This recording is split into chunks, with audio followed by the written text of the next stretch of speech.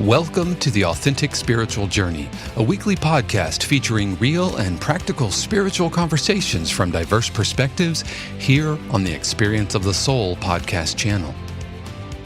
Today, episode 193, we welcome back to the podcast, Sister Jenna. And now your host, Reverend Cynthia Alice Anderson.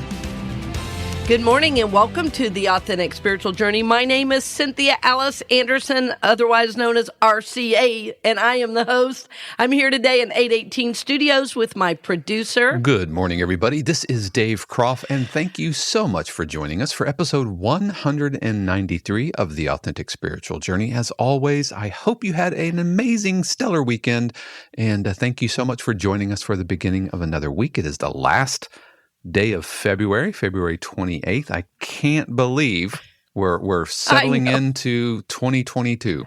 Yes, and we have a very special guest in the studio today. Were you going to announce that, Dave? No, I'm just going to let it happen because she's one of my favorite people on the planet. I know, right? Ladies and gentlemen, we want to welcome Sister Jenna back to the show. Hello. Hello, sister. Oh. Welcome. Om Shanti, and you guys are my favorite people too.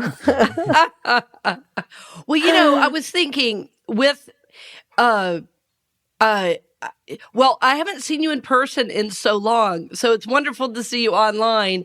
But this summer, no matter what, I am coming and I'm bringing my son to visit you at your new center. And you know, one of the reasons we brought you on, we were talking before we got on air about, you know, the journey you've been through in the last year with a new center. And now you have this new book out on meditation, which, as you know, meditation is near and dear to my heart and really so important in my journey that we're glad you're here. Really, really glad you're here. So, Thank you. The last time we talked, let's just start there because I feel like I want to catch up our listeners. And I also want to acknowledge, if you hear a little something in my voice, I did have COVID. I am recovering and all is well on my end, but you can still hear a little in my voice, but I'm healing and all is well.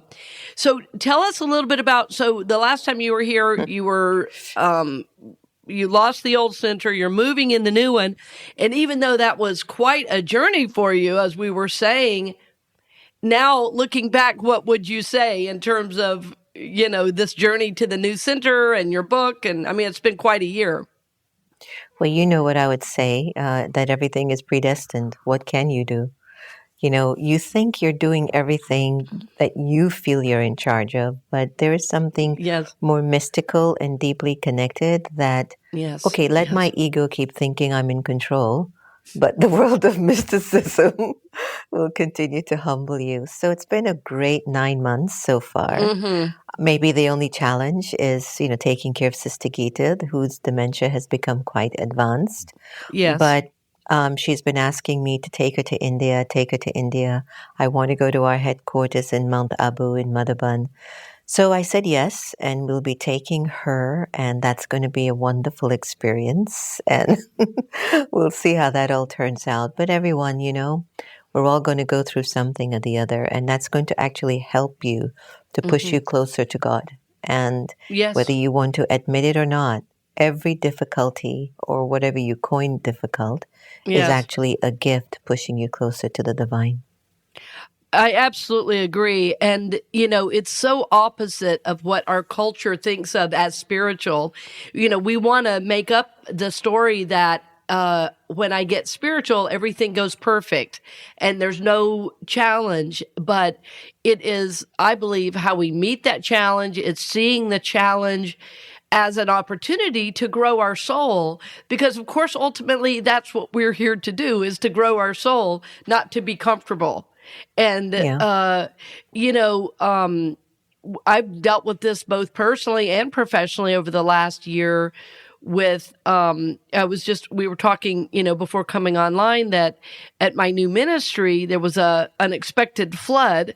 And it happened to be on the weekend. I was already not going to be there because of being home healing. And I got a call saying, you know, there's 3 inches of water. Well, at the beginning, that didn't feel like a blessing because we had to cancel church. One can only handle so much blessing, right?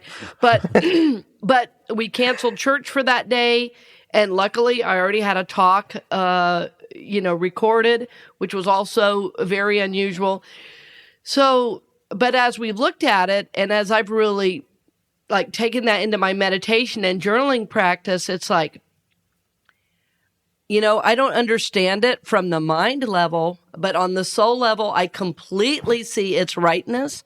There was a wonderful minister who was there before, but there was a lot of old energy just in the house left from the former owners because That's it was what a I was home. going to say. That's what I was going to Yes. say. Sometimes it's not even just you No. that's, really a part of the story, but it's also the collective energy of the people Yes. either around you or before you, or just the collective global atmosphere that has a way of sneaking in and manifesting Yes. opportunities to move Yes. us closer to the divine. Yeah, I agree with you on that one. Well, and, people are asking questions. How can I help? It's brought a Yeah. different engagement also. And so I feel ultimately the divine in that, even though, like I say, on the human level, there's contractors to deal with and such as that. But I also know anybody coming into our community is seeking a blessing. And so we Yes. get different people who would never have come in our building are there right now, so that, yeah. Well, I want to go back to, the comment you made that when folks come into spirituality, they think like everything becomes honky-dory. Actually, before you come into your awakening, things weren't really that honky-dory, or so you wouldn't be seeking something deep within. Correct. But when that awakening happens, or that aha moment, or that entry, or that portal expands, despite whatever you are going through on the external, somehow your spiritual awakening becomes a shield of protection of the external situation, really traumatizing the soul. Yes. As it would if you weren't in your awakening and you were taking everything so personally. And, yes. Yeah, and letting it really hurt your spirit. And then the worst part is not being accountable for maybe the karmic role that you're playing in it, but to begin to blame someone for making you go through what you're going through, or feeling Yes. what you're going through.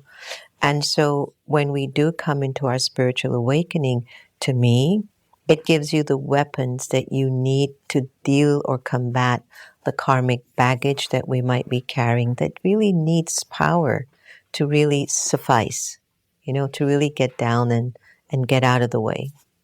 Yes, there's a transmuting and transcending. Right. Yes. Right. And at the same time, being able to just deal with life on life's terms. I mean, Yeah. like you say, I remember one time we were talking and, it was hammering in the background and contractors there, and it's part of running a center. Yeah, yeah.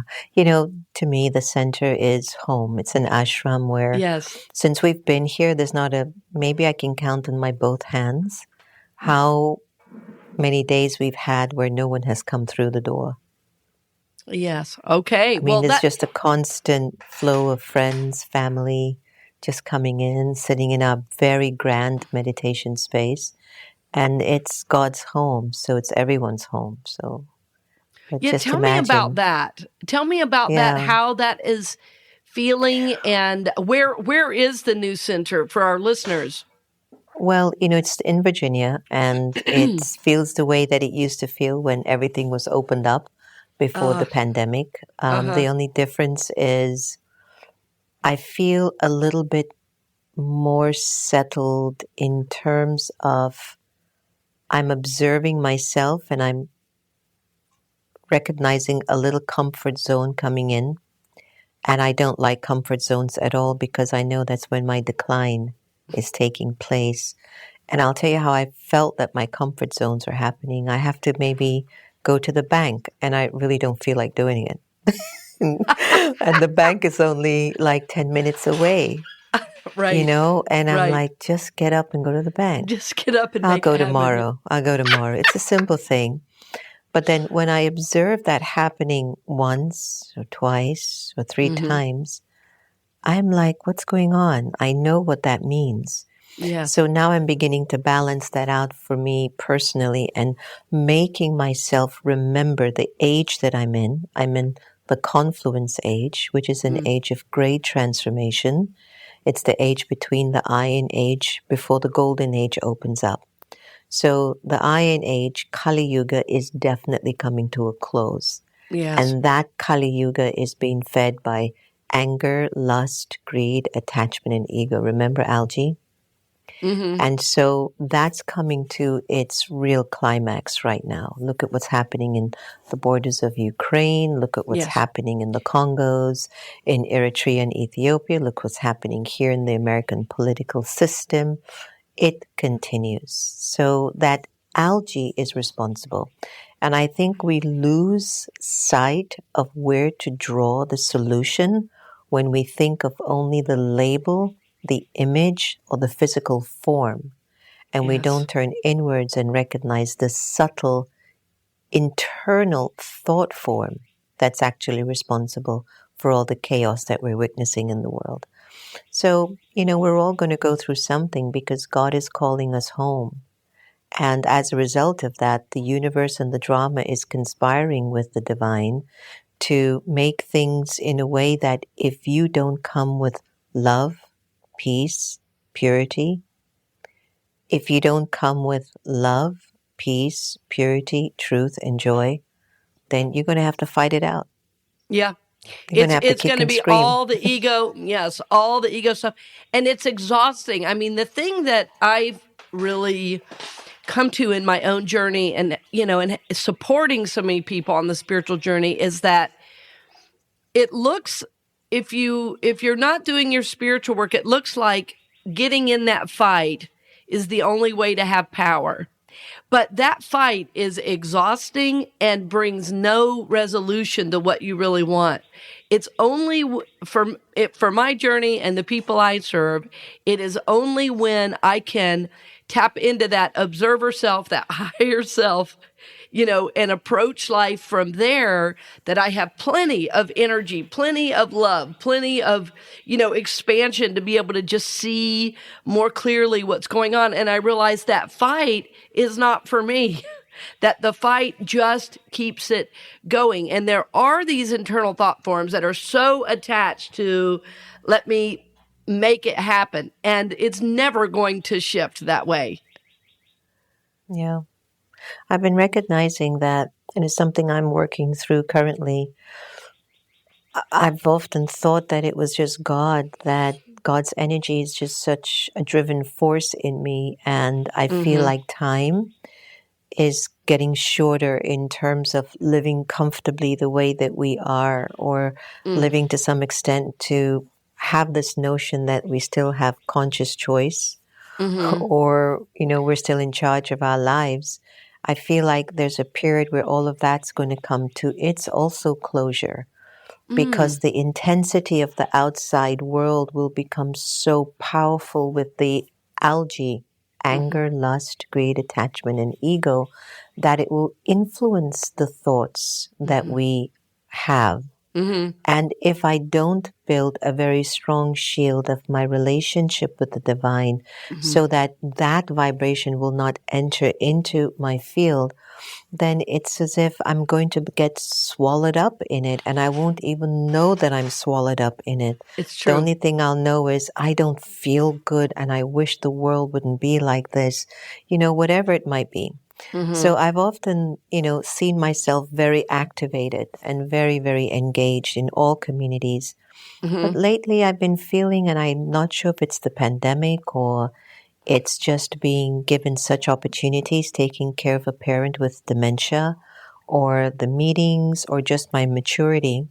But I'm wondering if my balance is really to slow down and do more from the mind.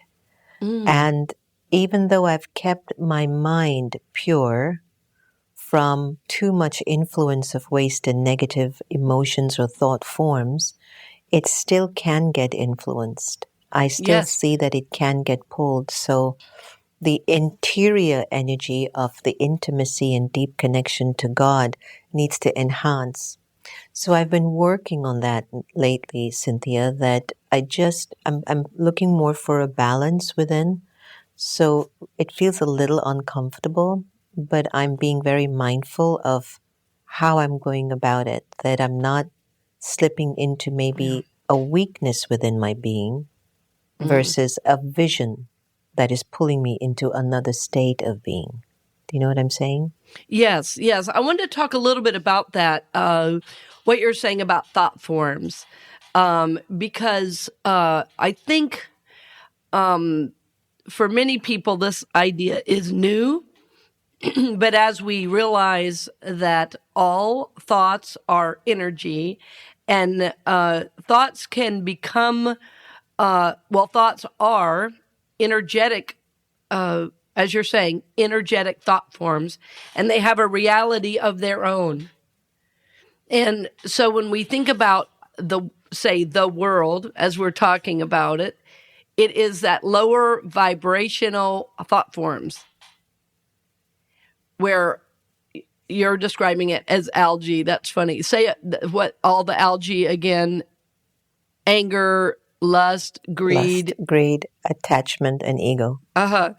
And these thought forms have a reality. They have a energetic, a vibrational reality that when we're in those forms, in those thought forms, it controls our behavior in a different way than if we're in the higher self, the observer self, the spiritual self of us, and can move into the observer self to see those thought forms. It's a completely different interior vibrational reality. And I just wanted to slow that down, what you were saying, because I think until we know that cognitively, sometimes we can't shift and go, oh, wait, it's like, why am I feeling this way? I'm frustrated, I'm angry. And then we will know, okay, we're in these lower thought forms. Time to, get back into the higher self of us again. Yes, yes.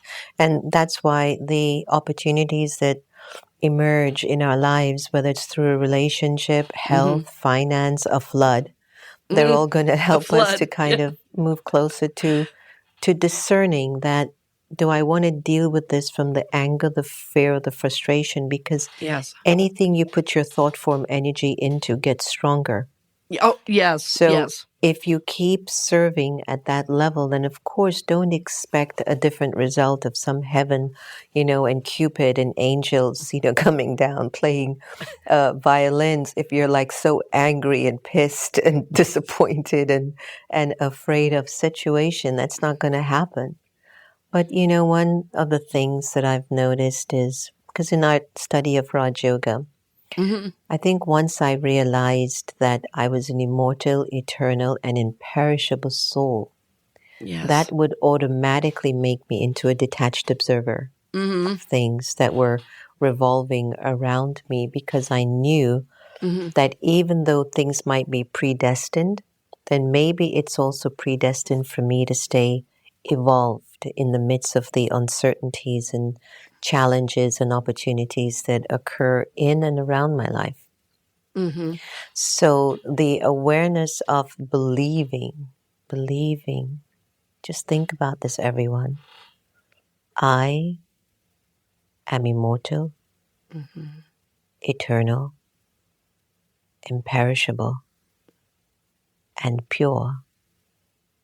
And just having that awareness will begin to, I think, govern a different form of choice. Yes. You will make choices that have that intention, which will keep clearing the pathway for you to move to another level, another level, another level.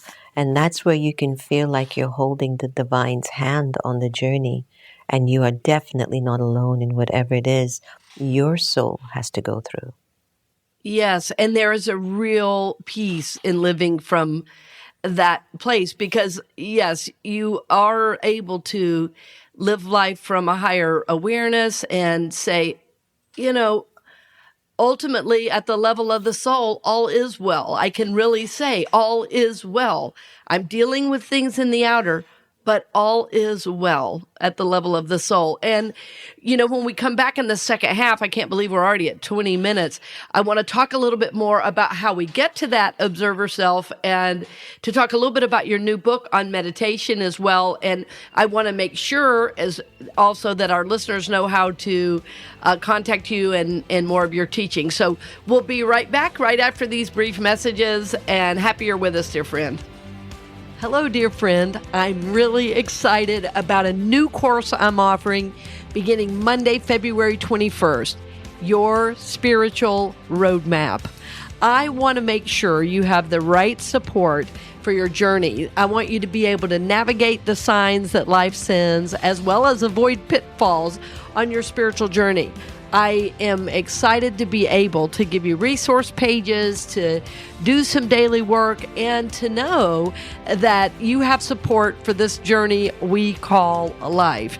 We already have a few people registered, and we'd love to have you join us on Monday, February 21st at 7 p.m. The course is only 3 weeks long, but it will give you practices and resources for many years to come.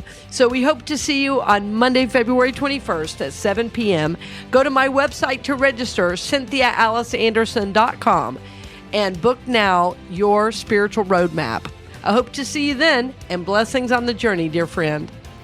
Just a quick update to note that classes start tonight, February 28th, and have been extended through March 14th.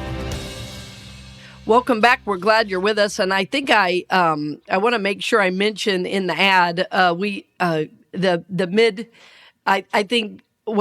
between segments, there's always a little bit about a class coming up, and that my class actually starts tonight. It was supposed to start last week, and I think it's so interesting with what we're talking about today with Sister Jenna, because the name of that class is Spiritual Roadmap.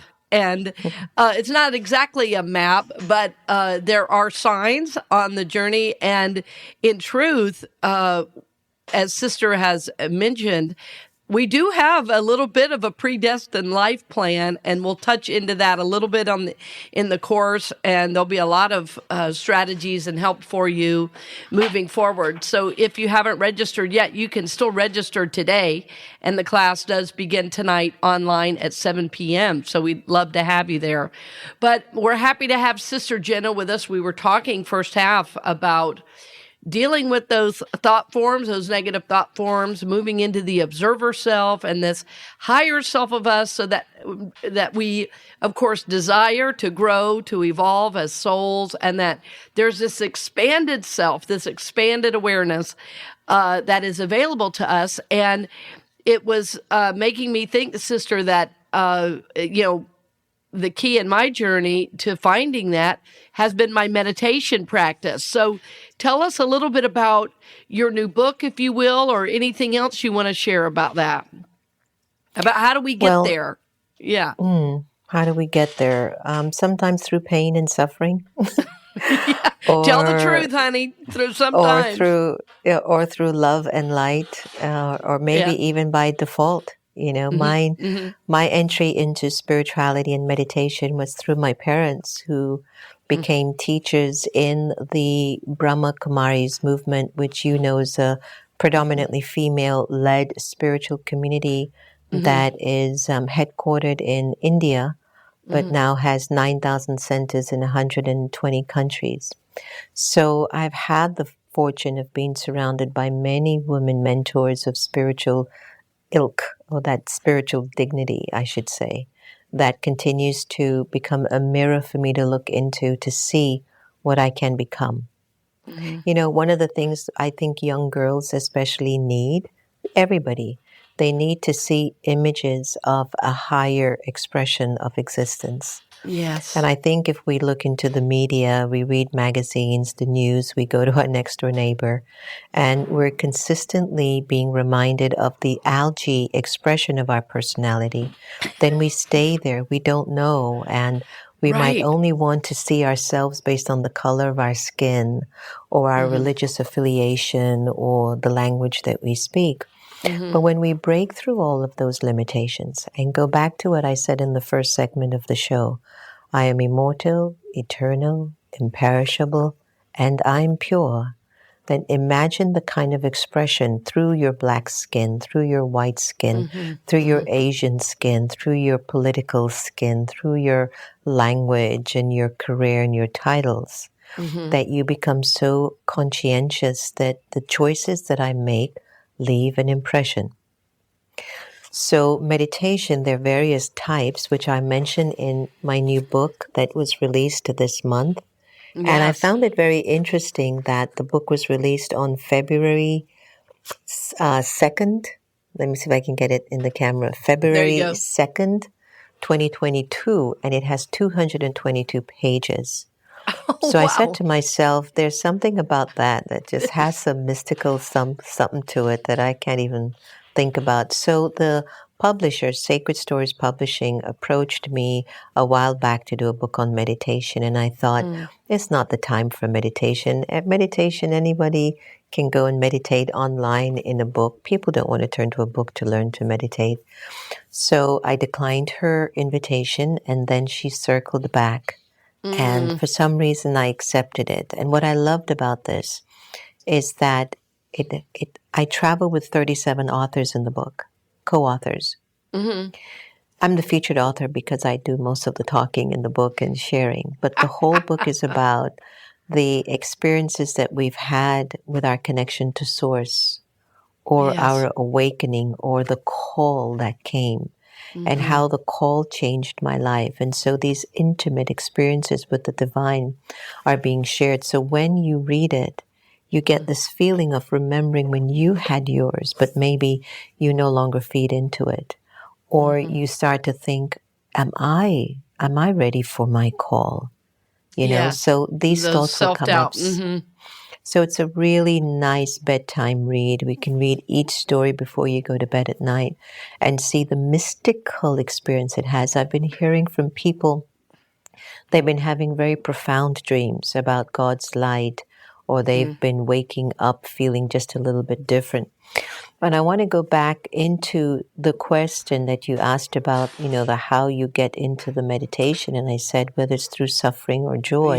Yes. It's a normal thing. We all meditate. It's just that we're not healing ourselves as fast as we want to. Medere in the Latin terminology means to heal. So when I practice meditation, I'm healing the hurts that I have taken into myself because of someone, something, situation, circumstance. When in reality, I am still the master of my destiny, so I can choose to take your garbage or not. So when you're into the pathway of meditation, you begin to stand up from inside and say, I'm done with allowing the outside world to influence the way that I should feel. So in the teachings of Raja Yoga meditation, there's 5 main classes. Know who you are, know who God is, be aware of the karmic relationships or situations you're going through. Did you know that everything was cyclical? And there are 8 powers that you can use when your lower self emerges in front of you. So in your discussion today about being the observer, so the observer is when you're in the experience of the sentient quality of the soul. Your show is so perfect, the authentic spiritual journey. And so when you're in soul awareness, when you're in soul consciousness, if you remember that session I gave years back at your former camping ground where you used to play around, that soul awareness is a level of consciousness that you carry inside of you when you're walking, when you're cooking, when you're eating, when you're picking up your phone, putting it down, when you're having a text. That if you're coming from soul consciousness, which is a belief system, I am pure, I'm a good soul, I make friends, I sustain things, I look out for others. These are all the languaging. These are some of the languagings that will come through you when you're in soul awareness, or some of the thought forms that you'll serve.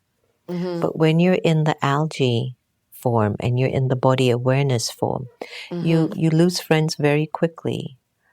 You're very afraid of your destiny. You question. You don't trust anyone. You don't even trust your destiny. So You you don't see what trust algae yourself. does? Yes. You don't. Right. So you can see what algae does. Algae really takes you into a very heavy and gross state of mind, which you can get addicted to or very used to. When you tune into the meditation, it taps into your subtleties.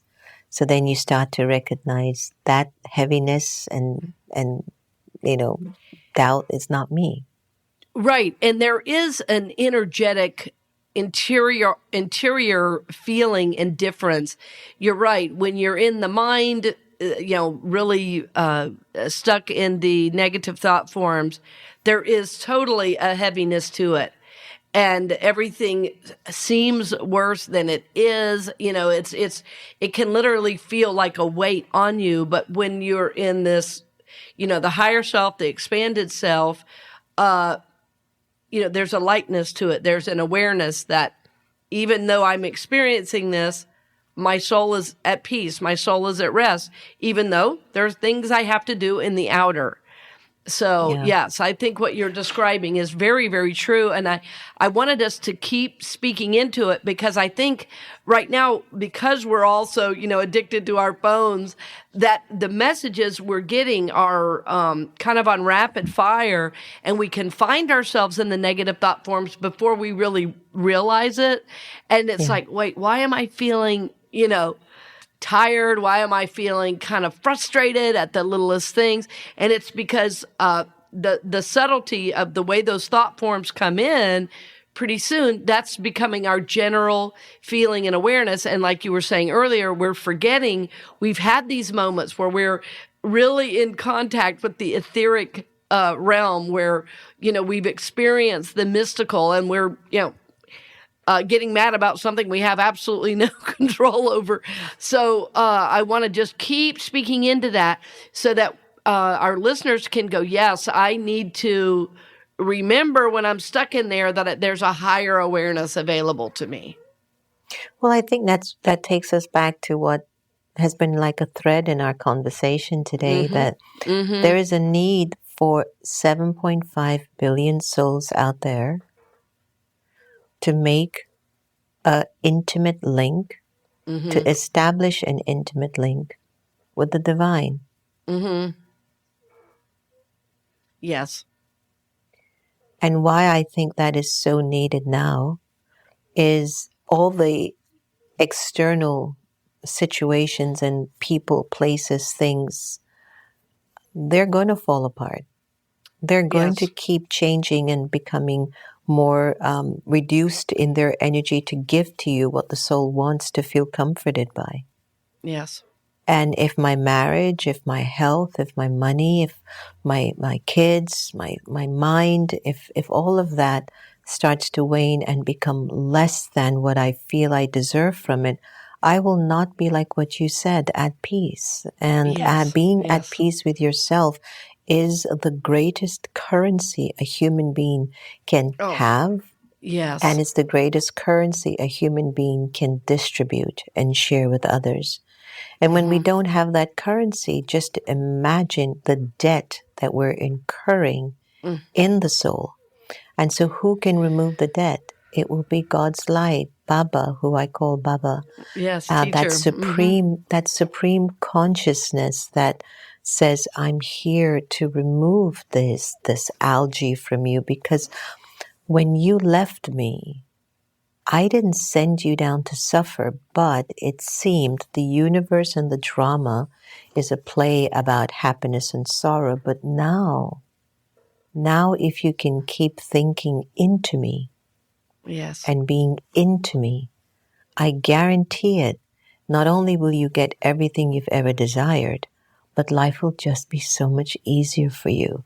And for the life of us, I just don't know why we don't take that route. We take the rough road. The rough road. It's so true. You know? It's so true. We're so addicted to it. Yes. Well, I think in general, we're addicted to suffering and we think that's how life has to be lived. And honestly, one of the reasons I do the show is so people know there's another option. Somebody asked me the other day when we were talking about the show and they were like, oh my gosh, you're all over the world now and over 80 countries, you must really be, and they made it about income and said, oh, you must really be making a lot of money. And I burst out laughing and I said, this show, we're definitely not in it for the money. We're in it for sharing, for service to humanity because I want people to know there is another way to live. And when Dave and I share our journeys, we did a show recently where I was sharing about having COVID and I just shared my human experience with it. It was just important for people to know we all go through things, but there is another way. And I think what our world needs is to wake up to this way.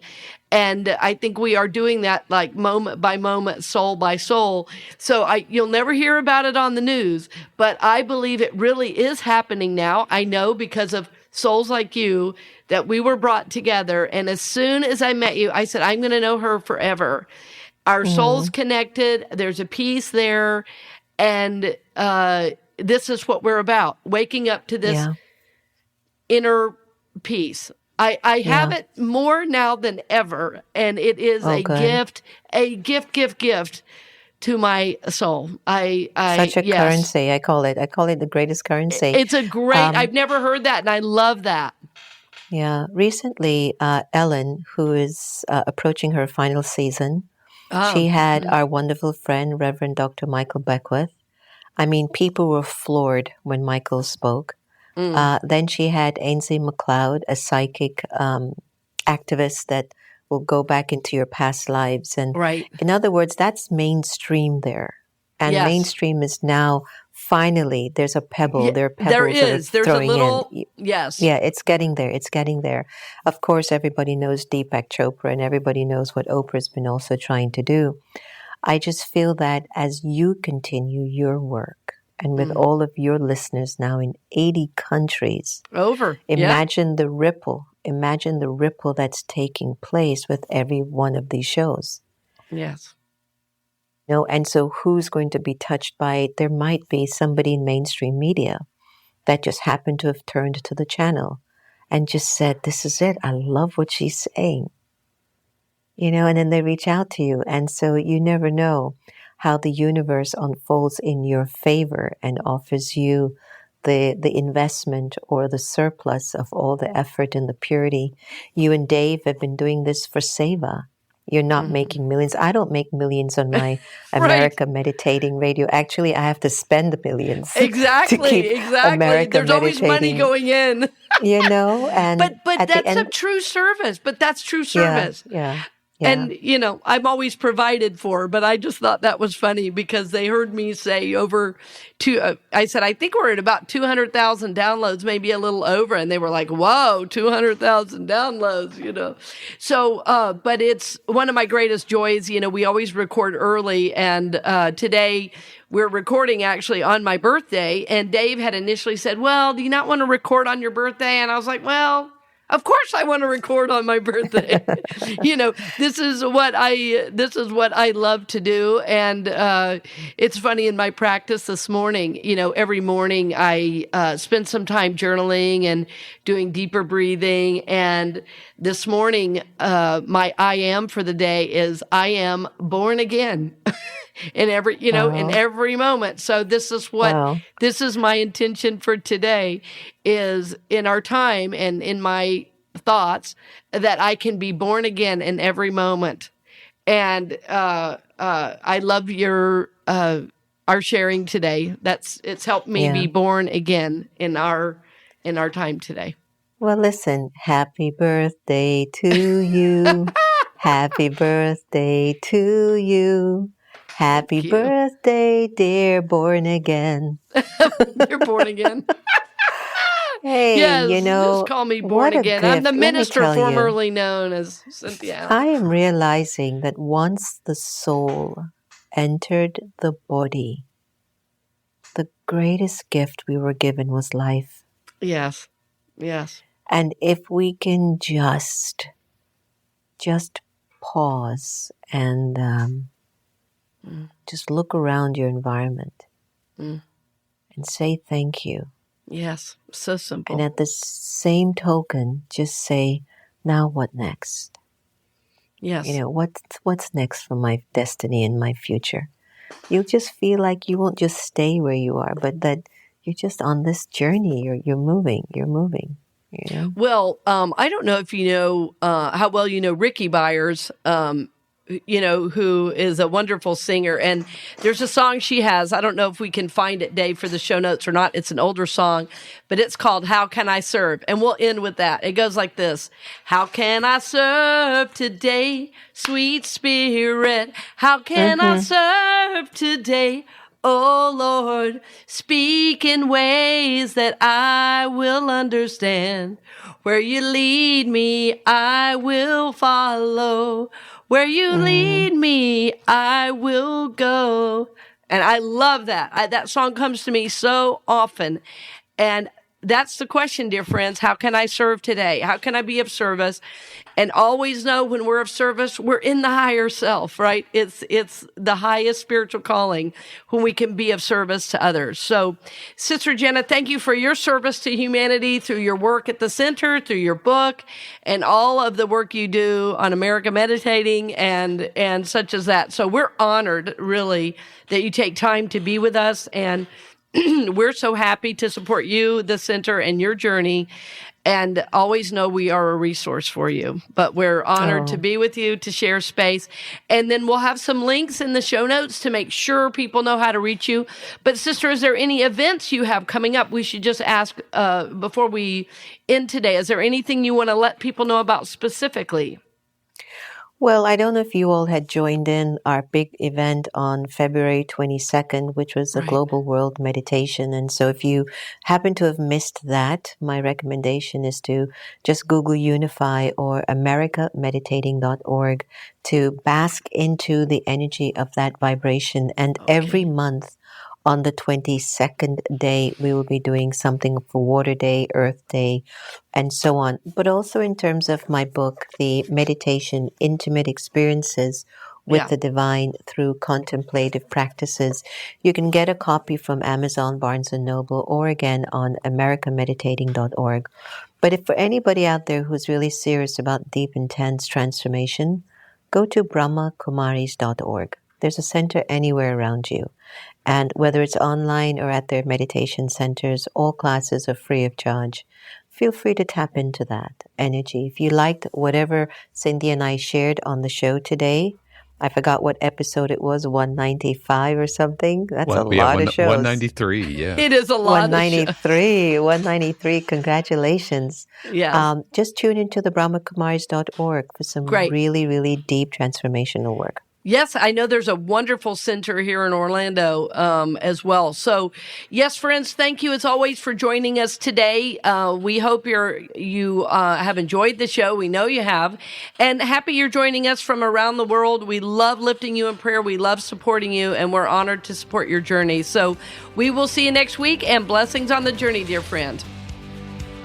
We hope you've enjoyed this episode of The Authentic Spiritual Journey here on the Experience of the Soul podcast channel. This channel is made possible because of listeners just like you. If you would like to support the channel with your tax-deductible contribution on an ongoing basis or through a one-time gift, head over to experienceofthesoul.com/support. The Authentic Spiritual Journey is copyright 2022, Cynthia Alice Anderson, all rights reserved. Our theme music is composed by Dave Croft and used with permission from RR Hot Publishing. The Experience of the Soul podcast channel is a production of 818 Studios.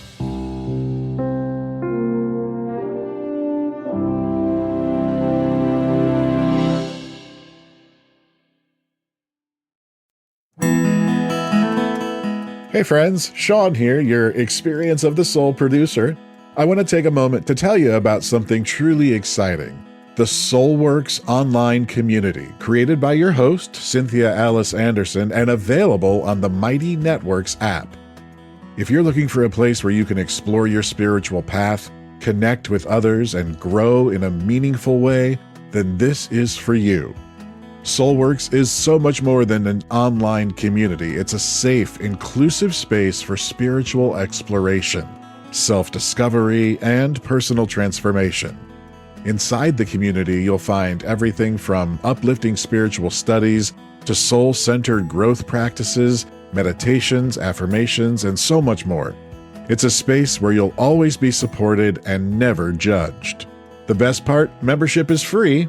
You'll have access to powerful resources, inspiring content, and a supportive group of like-minded people who are all on their own unique spiritual journeys.